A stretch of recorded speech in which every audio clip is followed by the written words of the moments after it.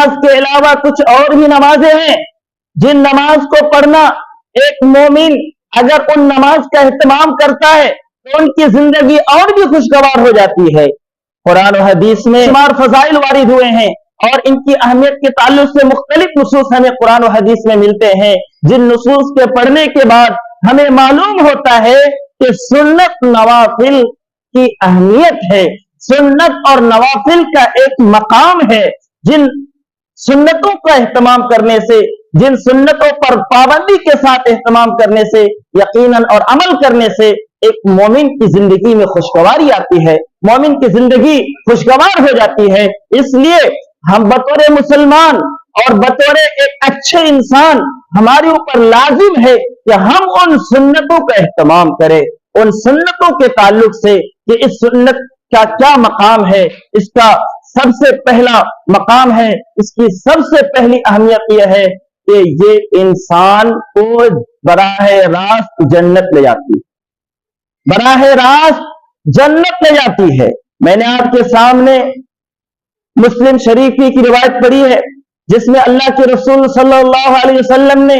امتوں کو سنت اور نوافل کے اہتمام کرنے کی ترغیب دلائی ہے اور کہا ہے کہ جو شخص ان سنتوں کا اہتمام کرتا ہے، جو شخص پابندی کے ساتھ ان سنتوں کو پڑھتا ہے، اللہ رب العالمین اس کے لیے جنت میں گھر بناتا ہے، ایک عالیشان گھر بناتا ہے۔ اور کون نہیں چاہتا ہے کہ جنت میں اس کے لیے ایک عالیشان گھر بنے؟ کون نہیں چاہتا ہے؟ ہر شخص کی چاہت ہوتی ہے، ہر شخص کی تمنا ہوتی ہے، ہر شخص کی خواہش ہوتی ہے کہ اسے مرنے کے بعد جنت ملے، اور جنت میں بھی ان کے لیے انفرادی طور پر الگ سے گھر تیار کیا جائے۔ یہ اللہ رب العالمین نے بطور اعزاز کے طور پر ان مومن بندوں کو اللہ رب العالمین نے ایک گھر بخشا ہے جو ان سنتوں کا اہتمام کرتا ہے، جو پابندی سے ان سنتوں کو پڑھتا ہے۔ اللہ کے رسول صلی اللہ علیہ وسلم نے فرمایا کہ جو شخص ما من عبد مسلم يصلي لله كل يوم 12 ركعة تطوعا غير فريضة الا بنى الله له بيتا في الجنة،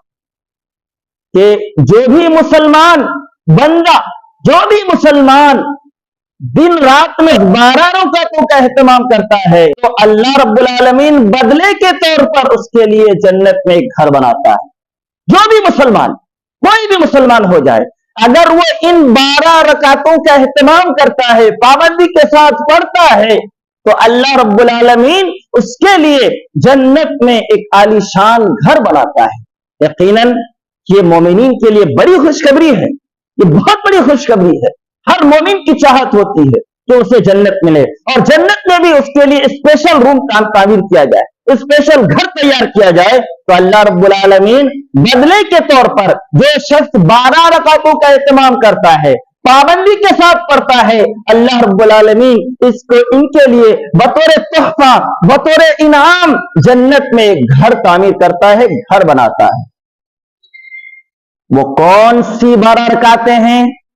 اللہ کی رسول صلی اللہ علیہ وسلم نے اس کی وضاحت نہیں کی، لیکن ہاں مسلم شریف کی ایک روایت ہے جس میں اللہ کے رسول صلی اللہ علیہ وسلم نے ان 12 رکعتوں کو بھی صراحت کی ہے، ان 12 رکعتوں کو بھی تشریح کی ہے کہ وہ 12 رکعتیں کیا ہیں۔ اللہ کے رسول صلی اللہ علیہ وسلم نے فرمایا من ثابر على 12 ركعة من السنة بنى الله له بيتا في الجنة 4 ركعات قبل الظهر وركعتين بعدها وركعتين بعد المغرب وركعتين بعد العشاء وركعتين قبل الفجر۔ یہ مختصر 12 رکعتیں ہیں جس کی صراحت، جن کی تشریح اللہ کے رسول صلی اللہ علیہ وسلم نے اپنی زبان مبارکہ سے کی اور امت کو بتایا ہے کہ ان 12 رکعتوں کا اہتمام کرنے سے کیا ملتا ہے، کیا نتیجہ ملتا ہے، کیا بدلہ ملتا ہے۔ اللہ کے رسول صلی اللہ علیہ وسلم نے فرمایا کہ جو بھی مسلمان پابندی کے ساتھ ان 12 رکعتوں کا اہتمام کرتا ہے، اللہ تعالیٰ بدلے کے طور پر، انعام کے طور پر جنت میں ایک گھر بناتا ہے، ایک عالیشان گھر تیار کرتا ہے جس میں وہ رہیں گے۔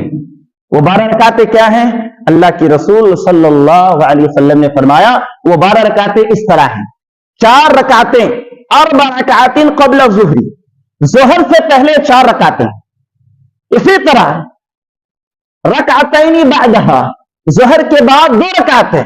इसी तरह 2 रकातें मगरिब के बाद, 2 रकातें इशा के बाद, इसी तरह 2 रकातें फज्र से पहले। तो इस तरह गोया के 12 रकातें हो गई। जोहर से पहले 4 रकात, जोहर के बाद 2 रकात 6 रकातें, इसी तरह मगरिब के बाद 2 रकातें, इतने 8 रकातें, इसी तरह इशा के बाद 2 रकातें 10 रकातें हो गई, इसी तरह फज्र से पहले 2 रकातें 12 रकातें। इन 12 रकातों का एहतमाम करने वालों के लिए अल्लाह के रसूल सल्लल्लाहु अलैहि वसल्लम ने खुशखबरी सुनाई और कहा कि जो शख्स भी इन 12 रकातों का एहतमाम करता है और पाबंदी के साथ इन 12 रकातों को पढ़ता है एहतमाम के साथ, तो अल्लाह रब्बुल आलमीन ने उसके लिए जन्नत में घर बनाया है। सुभान अल्लाह।